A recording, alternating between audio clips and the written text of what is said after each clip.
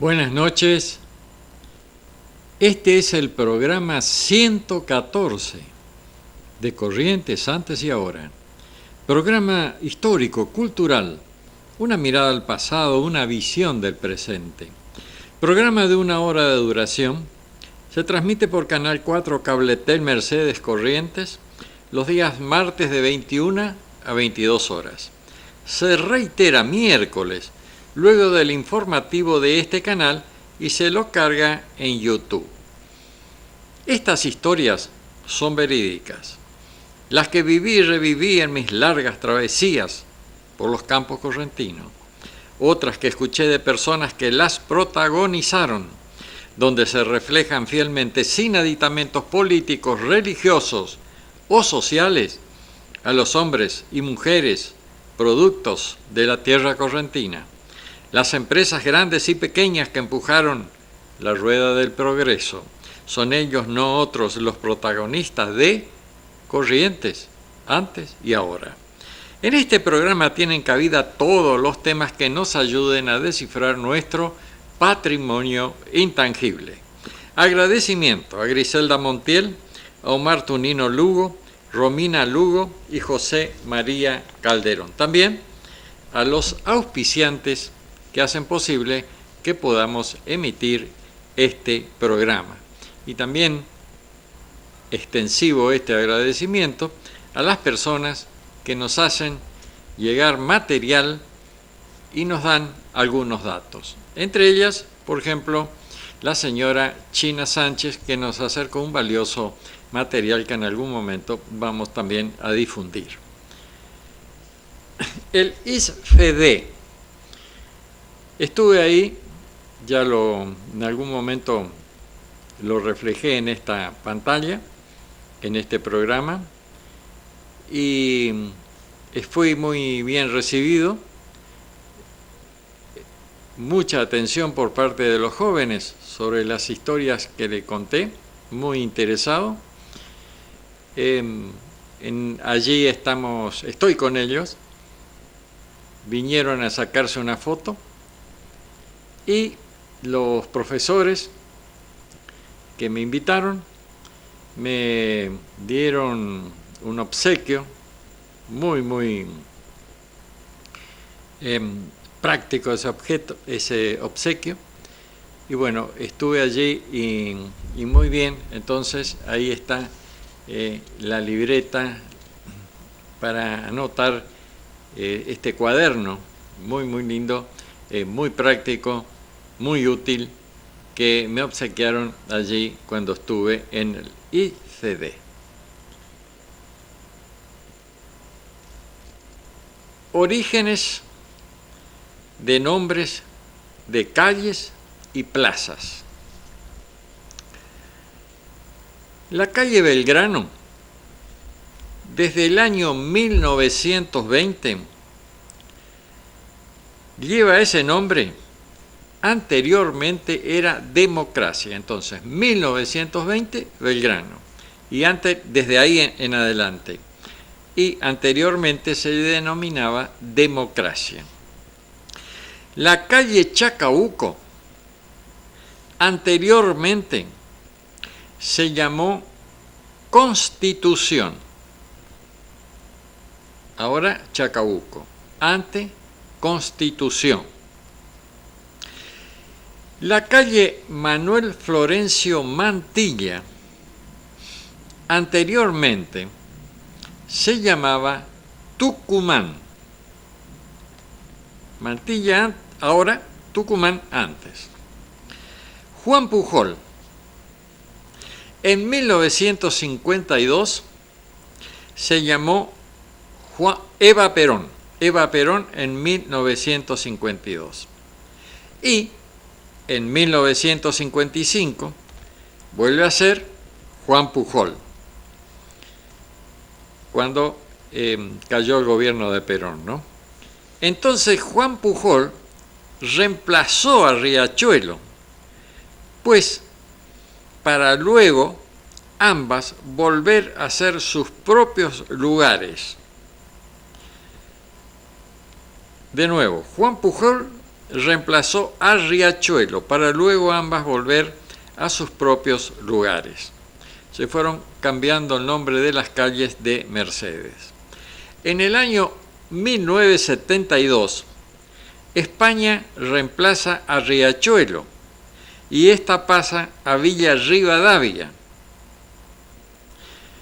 La calle Corrientes en 1944 es reemplazada por Plácido Martínez. Entonces la calle Corrientes la reemplaza Plácido Martínez. La principal calle de Mercedes se llamó Uruguayana. Buenos Aires, luego Buenos Aires, primero Uruguayana, luego Buenos Aires y hoy es San Martín y también Avenida San Martín, la principal calle de Mercedes seguida de Juan Pujol. Esta es la calle que siguiendo salimos a la ruta. También cuando entramos por la avenida es Avenida General José de San Martín. Ahora voy a ir a las plazas que ya no existen. Plaza 11 de septiembre, hoy Hotel de Turismo, era Hotel de Turismo, ahora esto que era provincial, ahora es una propiedad privada, Hotel de Turismo. Ese era el antiguo hotel, cuando se inauguró o cerca de inauguración del Hotel de Turismo, cuyos concesionarios eran unas personas muy serviciales, muy aptas para este tipo de actividad. El Hotel de Turismo, cuando se inauguró, fue una gran fiesta en nuestra ciudad. Siempre se inauguraron varios hoteles de turismos en la provincia, y este era uno de ellos. Ahí se hacían fiestas, hay una pileta de natación. También ahí se hacían incluso hasta se dictaban clases de natación, se hacían carreras de natación, se hacían bailes de recepción. Era muy moderno para la época el Hotel de Turismo, que después por alguna razón fue que no se le hizo el mantenimiento y lo demás, y el gobierno, creo que del doctor Leconte, fue el quien lo privatizó. Bueno, entonces los concesionarios, el señor Nallino, y después también hubo otro concesionario y se privatizó este hotel. Fue a pesar de que después se inauguraron muchos hoteles muy modernos, ya privados, bueno, esto creo que debió quedar como patrimonio de la sociedad toda, pero bueno, se lo vendió así, lo determinó el entonces gobernador. Bueno, entonces, y también allí en ese lugar donde está el Hotel de Turismo, fue el mercado municipal, Plaza Sarmiento. No, el mercado municipal, porque allí venían del campo, de los parajes, y traían mercaderías para vender lo que producían entonces en las chacras.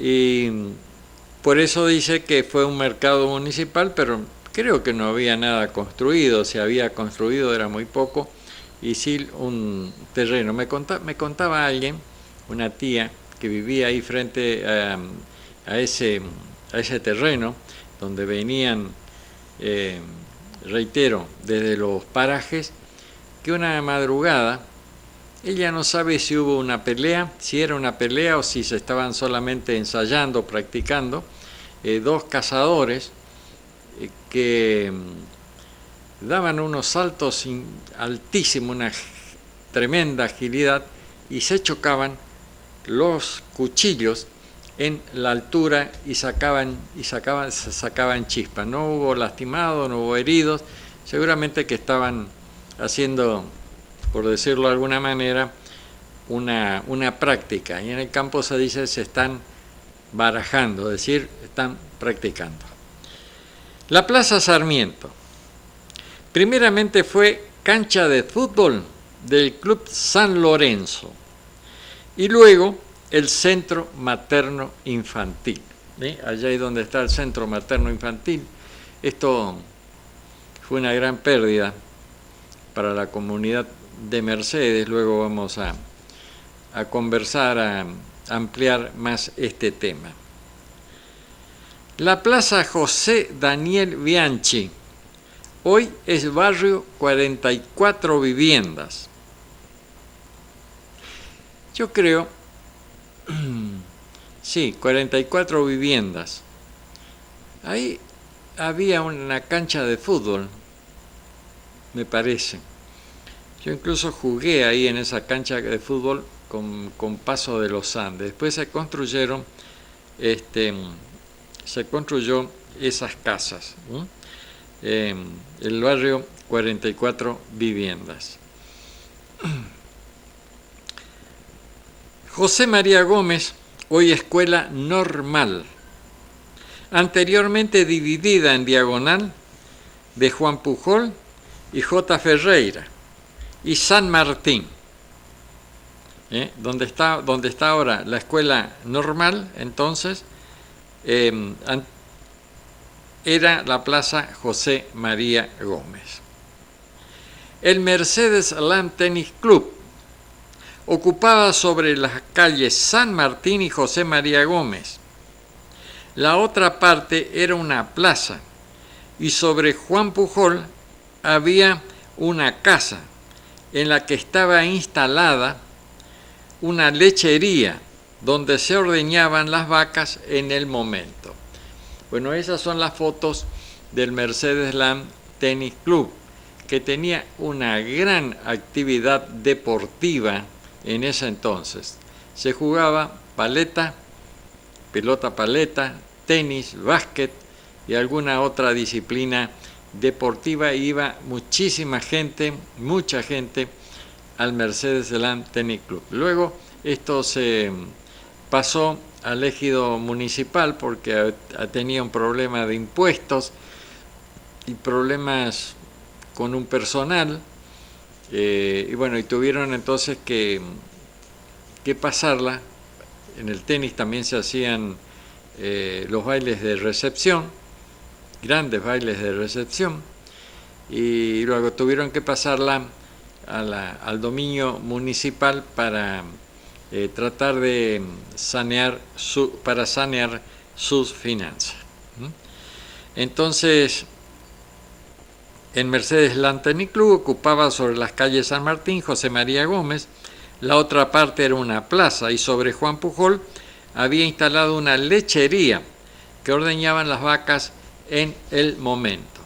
Bueno, en esa lechería las vacas estaban ahí viviendo. No es que las estaban en el campo y después la traían, sino que había algunos galpones, le daban de comer, seguramente. Y bueno, y ahí se ordeñaba.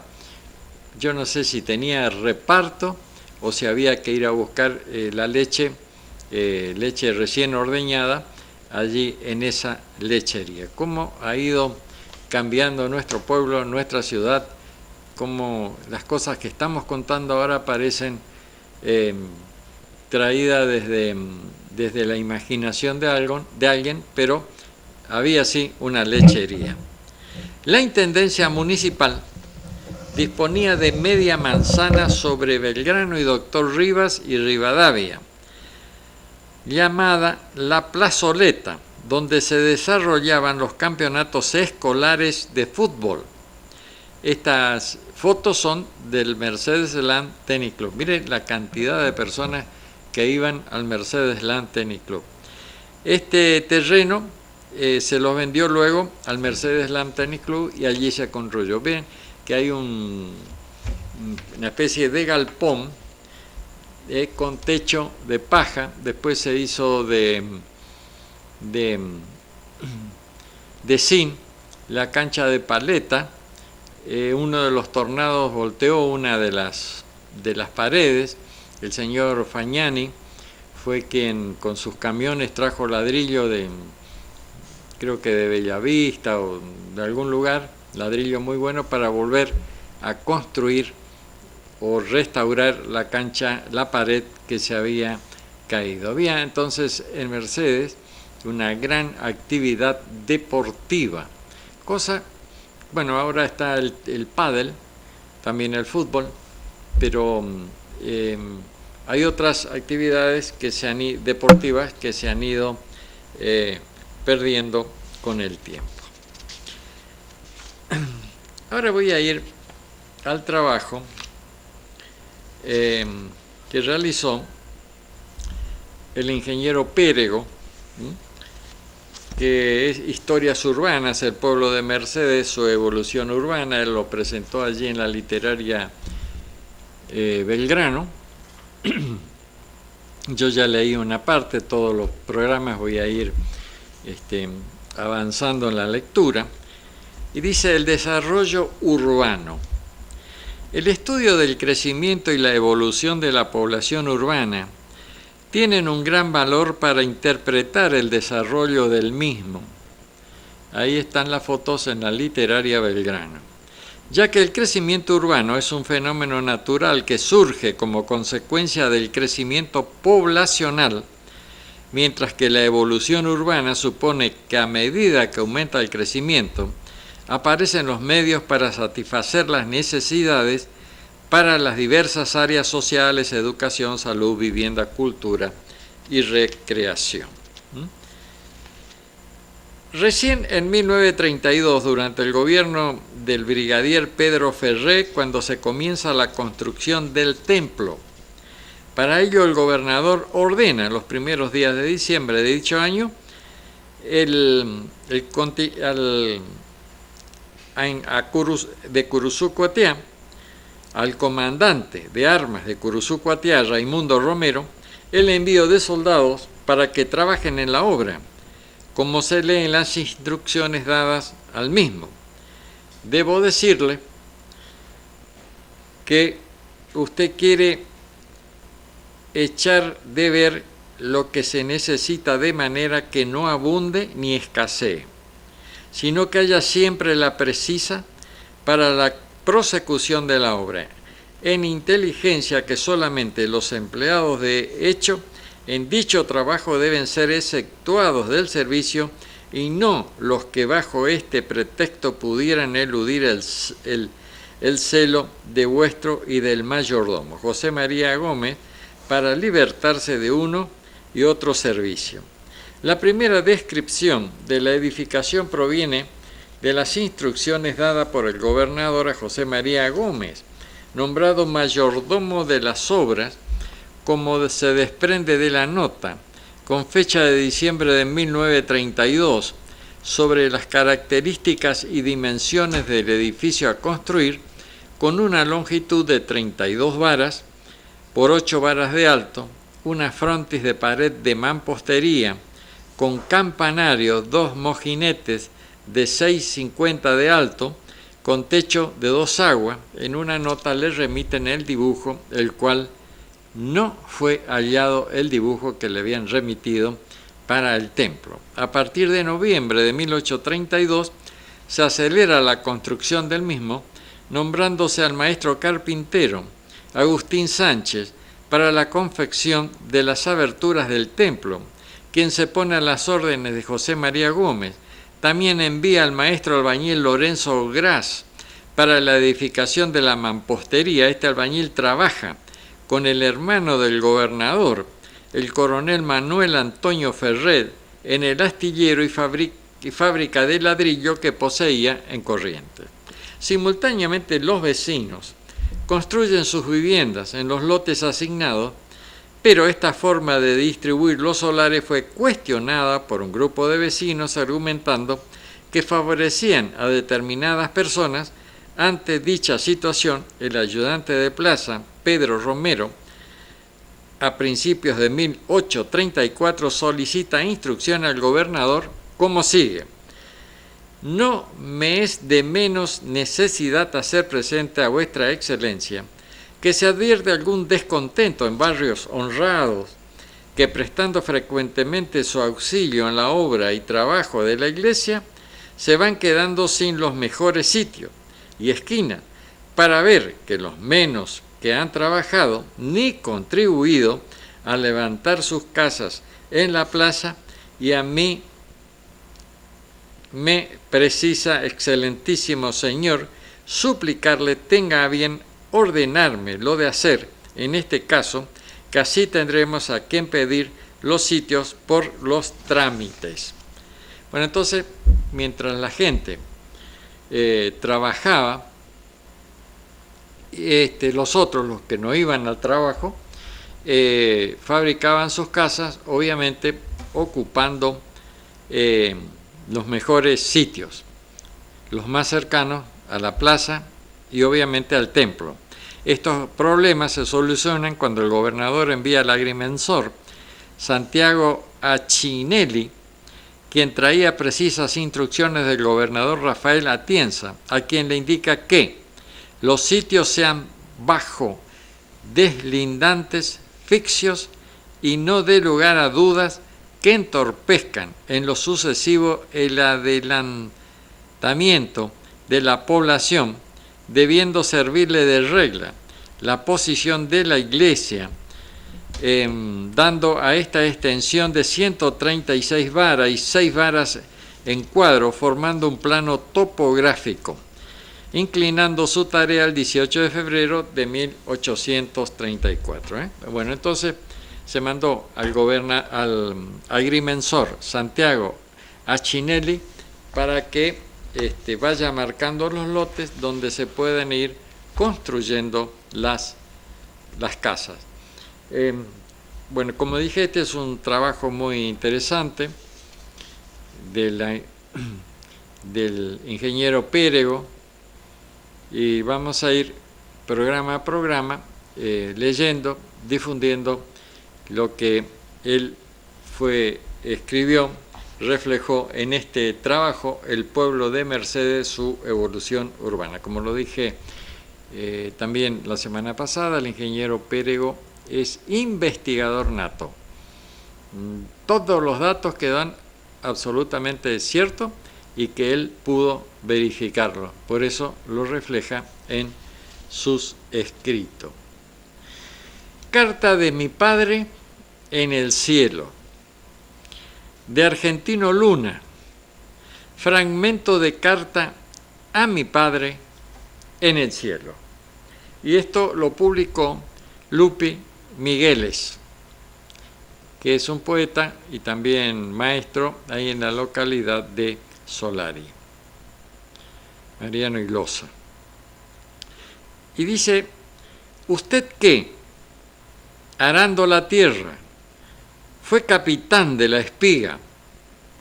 Dijo a la semilla amiga: la tierra no tiene dueños.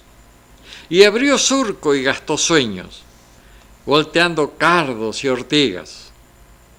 A este granero del mundo le llevan todos los granos, pero en ese pasamanos siempre salimos perdiendo. Ellos se quedan comiendo, nosotros nada en las manos. Padre mío, se habla tanto, todos tienen un banquito, se mandan el discursito, pero nadie quiere arar. Es cuestión de trabajar, se acabaron los gallitos por uno que vive arando y gastó su esfuerzo diario. Hay filas de intermediarios, zánganos, que sin pudor se quedan con lo mejor y trabajan sin horario. Bueno, entonces esto es de Argentino Luna, fragmento de Carta a mi padre en el cielo, Y como dice una parte, en cuestión de trabajar se acabaron los gallitos. Bueno, antes de ir entonces a unos temas como la sanitaria y también sobre Rafael Flores, vamos a ir a un chamamé, Camino del Arenal, por Alma de Montiel.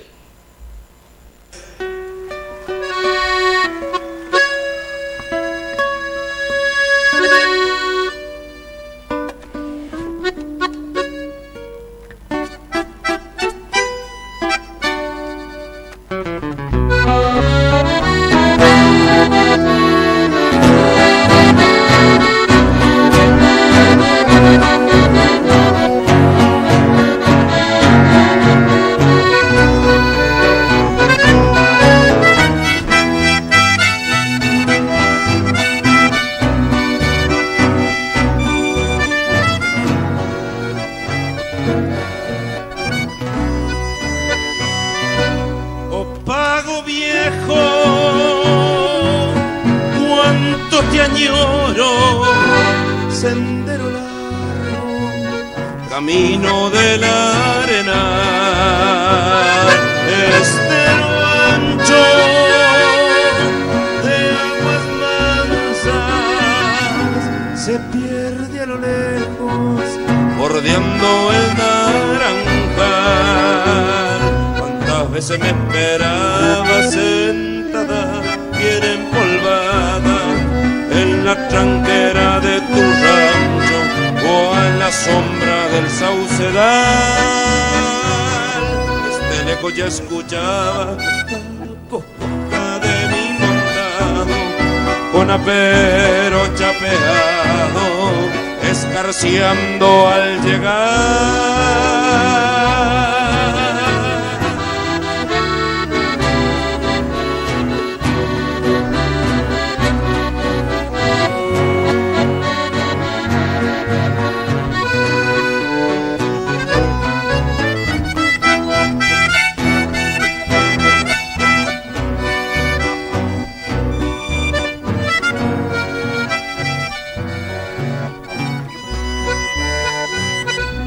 Pasaron años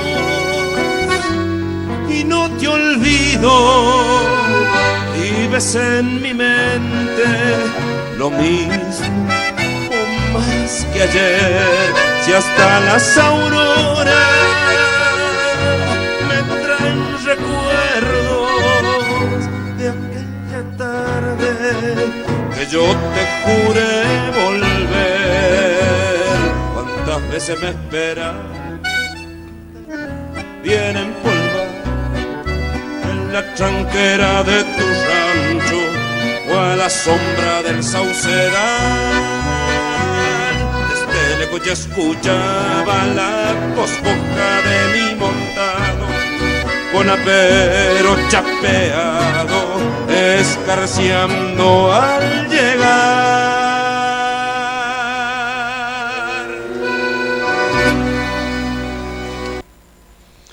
Entonces fue el chamamé Camino del Arenal, por Alma de Montiel. La música de este programa es seleccionada por Omar Tunino Lugo. Ahora vamos a ir a la ex sanitaria, que ahora es el ISFEDE, esta escuela que tiene una especie de 1.300, 1.400 alumnos, está cumpliendo una magnífica tarea, la han arreglado, la han acondicionado para que este edificio esté entonces, y creo que lo piensan ampliar, para que funcione allí el ICD. Pero antes funcionaba la sanitaria, el Centro Materno Infantil. Como yo lo había, lo habíamos dicho, entonces la sanitaria, que antes era una plaza, y ahí funcionaba el centro materno infantil, reitero. Y sus directores, uno de ellos era Euclides Pay, que estaba con su familia alojado en donde ahora es esa dependencia municipal, donde funciona esa dependencia municipal, y era para Mercedes, incluso para la zona de influencia de Mercedes, muy importante la sanitaria, donde recibían las parturientas, las que venían del campo, que tenían que venir antes ya, porque los medios de transporte, no había muchos medios de transporte, jardinera, carro, algún forá, alguna baturé, entonces había que venir antes, ya se alojaban algunos días, atendían los chicos. Bueno, es una verdadera pérdida, porque para Mercedes y zona de influencia, y quizás para la provincia, porque se decía que esto iba a ser un hospital zonal en el centro de la provincia, un hospital de niños. Bueno, apareció alguien, no sé quién, y decidieron trasladar por razones económicas y de funcionamiento todo esto al hospital, hacer un solo hospital, al hospital que ya estaba funcionando acá en nuestra ciudad de Mercedes. Y bueno, se amontonó todo ahí, los chicos, con gente que a lo mejor tiene enfermedades infecciosas y demás. Y bueno, se perdió algo muy importante, y esto demuestra, en algún momento también lo vamos a decir, ampliar, cuando en Curuzú se funciona un eslogan que decía: visite Mercedes antes que desaparezcan, porque nos estábamos retrocediendo en muchos aspectos. Y bueno, ahí estamos mostrando lo que fue en algún momento la sanitaria. Por suerte, esto ahora está funcionando el ISFD, que es una especie, una casa de estudio, y van muchísimos alumnos, ya se han recibido muchos también, y bueno, por lo menos lo que se le dio a lo que era algo de grandísima utilidad, también ahora están prestando este edificio a algo muy importante para nuestra comunidad. No solamente la influencia de la casa de Mercedes, como me explicaban cuando estuve ahí, sino que vienen de todos lados a estudiar, de Pellegrini, de los pueblos de acá cerca, de los parajes y demás, para estudiar, para recibirse y tener un futuro mejor. Ahora voy a ir a Rafael Flores. El 9 de mayo se conmemora la asunción del primer intendente municipal de la ciudad de Mercedes, don Rafael Flores. 9 de mayo y 7, 8, 9. Va a ser entonces. El mismo fue el escribano Rafael Flores, quien fue nombrado en el año 1920, ejerciendo el cargo hasta el 1926, 6 años. Intendente, doctor Rafael Flores, esto también lo escribió Juan Pérego, originario de la ciudad de Bella Vista, en donde nació el 24 de octubre de 1851, hijo de Gavino Flores y Catalina Jara. Se radicó en nuestra ciudad desde muy joven, trabajando como empleado de comercio e instalando luego su propio negocio, que estaba ubicado en la esquina de la calle Caguazú y Avenida Independencia, frente a la plaza que hoy lleva su nombre, Placita Flores. En el año 1879 fue designado encargado de la estafeta de Mercedes, del servicio de correos provincial. Dicho cargo lo ocupó por alrededor de un año. Posteriormente estudia notariado, recibiéndose de escribano público. También integró las milicias departamentales. Estaba casado con doña Eufemia Tresens, perteneciente a una antigua familia del medio.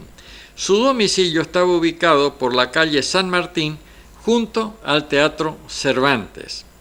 Don Rafael Flores falleció a la edad de 78 años, el 24 de febrero de 1926.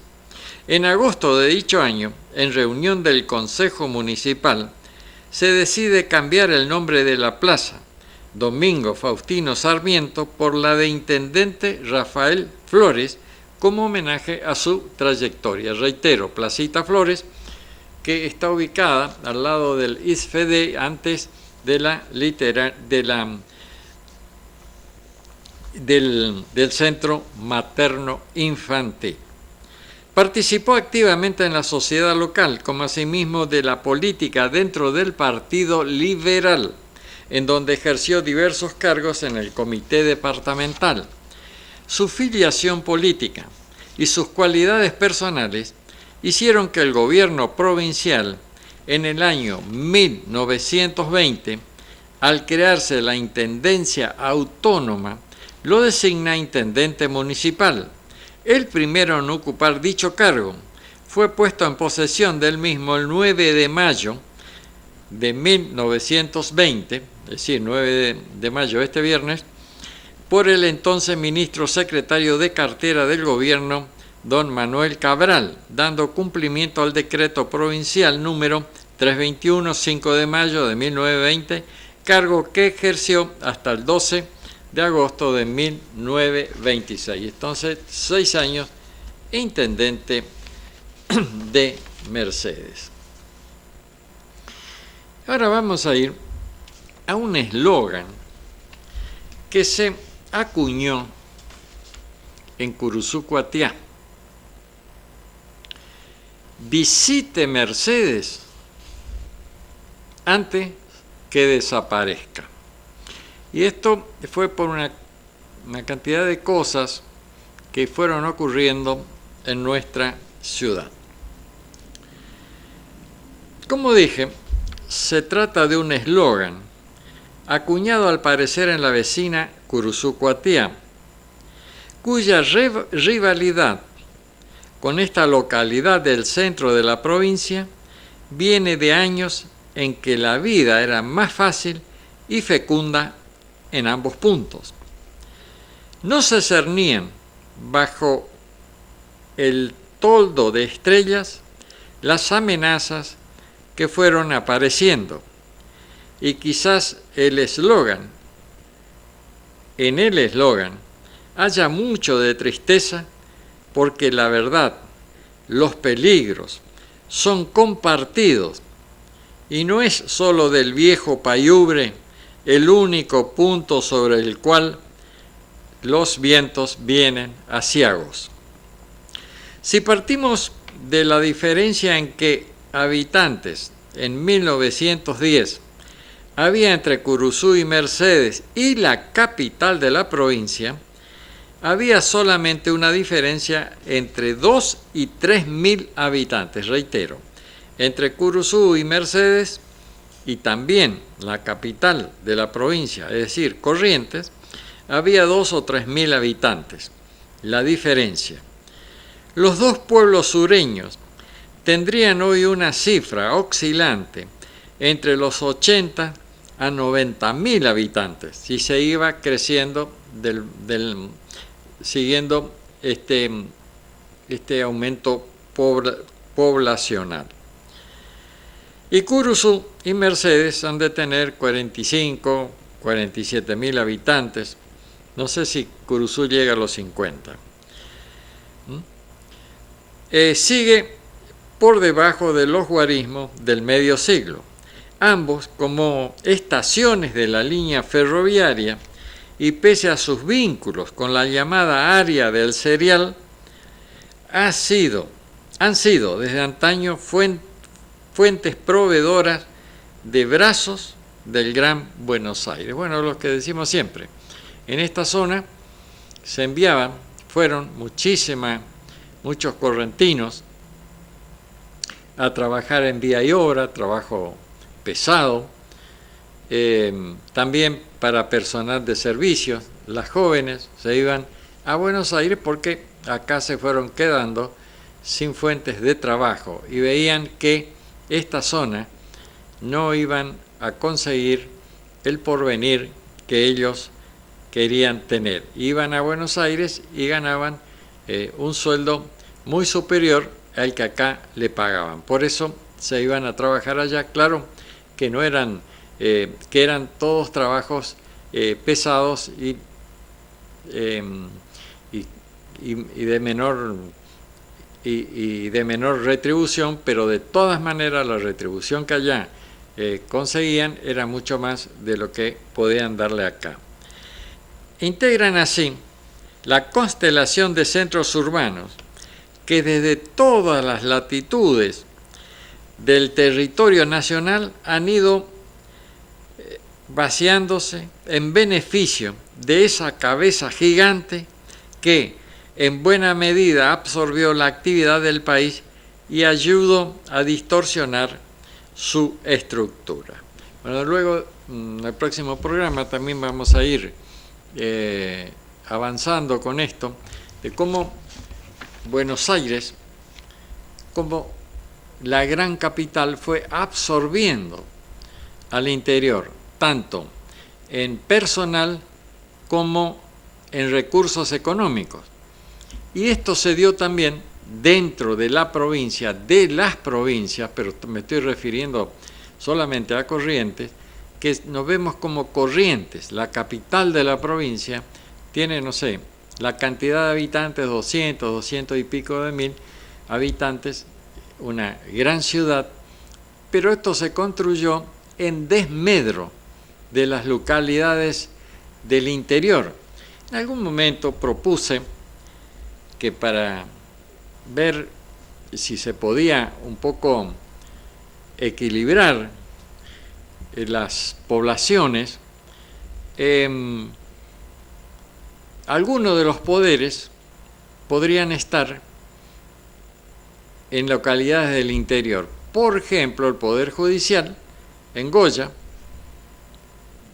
o el Poder Ejecutivo en Corrientes, y el Poder Legislativo en otra localidad del interior, que podría ser Mercedes, Curuzú, Paso de los Libres. Pero bueno, eso obviamente no tuvo de ninguna manera ninguna repercusión, ni fue tenido en cuenta, solamente fue así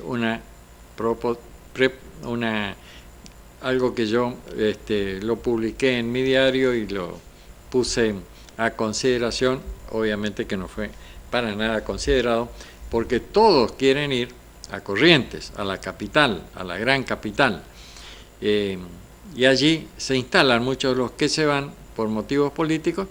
Muchos ya se quedan, ya adquieren algún departamento o algo y ya se quedan allí. Y todo esto es en desmedro del interior. Y también las localidades, las ciudades como Mercedes, son las que sin ninguna intención, pero por razones de la tecnología ahora, porque empieza internet y todo lo demás, empiezan a despoblar los parajes. Los parajes estaban muy poblados antes, las escuelas llenas de chicos. En el paraje de Payure, Chico, había una escuela tipo rancho, donde había muchísimos alumnos. Yo pasaba siempre ahí porque nos íbamos al campo de mi mujer, la Alcita, y había muchísimos chicos. Y en una oportunidad, yo ya estando acá en Mercedes, me invitan para ir a esa escuela porque habían hecho una escuela nueva, de material, con chapa de zinc, ya no tenía techo de paja y demás, ya no tenía paredes de barro. Y sí, una hermosa escuela, pero ya con muy pocos chicos. Entonces, los parajes se vinieron a las ciudades. Y las ciudades emigraron hacia las grandes ciudades más grandes, como Corrientes, capital, Buenos Aires, también algunos seguramente se van a Rosario, Santa Fe, otras grandes capitales, buscando un porvenir mejor. También dicen que se van al extranjero, pero ese es otro tema. Entonces, este trabajo que decía Mercedes, visítela antes que desaparezca, y como lo digo en reiteradas oportunidades, hemos ido perdiendo mucho el ferrocarril. El ferrocarril fue para nosotros, para los pueblos del interior, algo realmente fatídico. Nos tiró abajo como sociedad, como ciudad. Sin el ferrocarril es el caballo del progreso, el caballo de hierro del progreso, se le dice al ferrocarril, y al quedarnos en ferrocarril hemos tenido una gran pérdida también. Cuando nos quedamos en los regimientos había como 2.000 hombres y todos fuimos perdiendo. Lo estaba diciendo recién, la sanitaria, que también el ICD es una gran conquista que se podía haber hecho en otro edificio, construido un edificio especialmente. Acá ahora vemos como en la ciudad hay muchas casas, grandes casas desocupadas, casi abandonadas, y esas se pueden transformar también en escuela o en lo que sea, pero por ahora no se está haciendo nada. Bueno, como siempre decimos, teníamos la exposición feria, que era la primera exposición del interior del país. Primero Palermo, obviamente, una exposición feria internacional, y después éramos nosotros. 6 días de exposición, empezaba un jueves y terminaba el otro jueves. Se vendían miles de reproductores, machos y hembras, también lanares, eso también eran muchísimos. Éramos un centro de producción de lana, de producción de cordero, de producción de capones. Y bueno, todo eso lo fuimos perdiendo. Es decir, como dice acá la nota, los pueblos del interior hemos sufrido y estamos sufriendo, y no sé, seguiremos sufriendo seguramente, la absorción que se hacen de las grandes capitales de toda la población del interior del país. Bueno, ahora vamos a ir a un cuento de Felipe Avellanal. El decreto. Cuentan que en un día del frío invierno un zorro cruzaba campo traviesa buscando qué comer. Ni una perdiz, ni un lagarto, ni una comadreja, nada con que mitigar su hambre.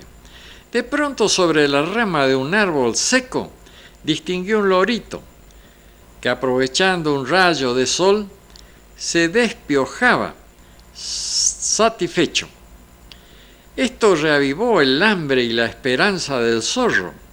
Se acercó al árbol, en tren de muy aparente y comedida amistad, y dirigiéndose al loro entabló una conversación con él.